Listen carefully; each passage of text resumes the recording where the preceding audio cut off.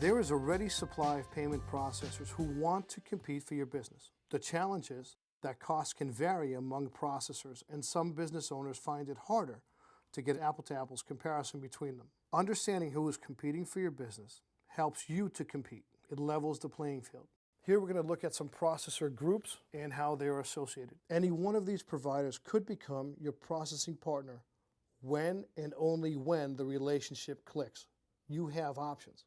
There's a lot of swirling competition and conflicting information out there about and among these groups. We want to provide an overview that can help you make sense of all of it. Acquiring banks are local, community, and regional or national banks that participate in the electronic payment networks, the EPNs, on the merchant side of processing consumer payments. Just as consumers have checking and savings accounts with these groups, so do the businesses. A direct electronic payment processing account through one of these banks, including your local bank, has many advantages if you already have a broad banking relationship. Some banks have an in-house payment processing resource, and others may outsource those processing services to a TPP, known as third-party processor.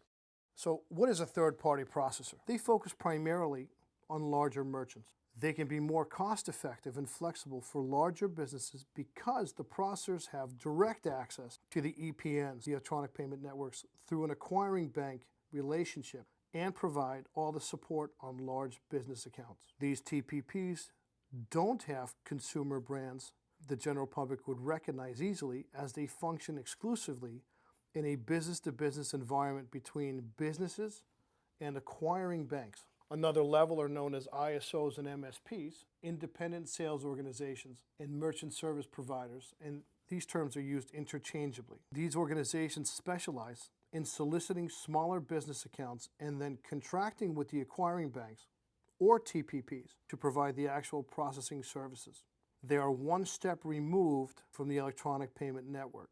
ISOs and MSPs may specialize in a specific business sector, making it easy to get a merchant account from someone who knows your field of business. ISOs and MSPs' costs can be higher than other options, as they have to pay a transaction fee to the acquiring bank or TPP in which they partner to deliver your services. Internet payment service providers work with TPPs or acquiring banks to provide payment services to you. They focus on small or medium-sized internet businesses, usually providing technical support on proprietary payment platforms. The cost of specialized services, TPPs' fees, and acquiring bank fees add to the overhead of your costs. What you really need to do to better have an understanding of the industry is better understand your provider. So ask questions, find out how they work, how they think, how they mitigate risk. You need to understand what the boarding process is, what the risk department process is, how they fight chargebacks.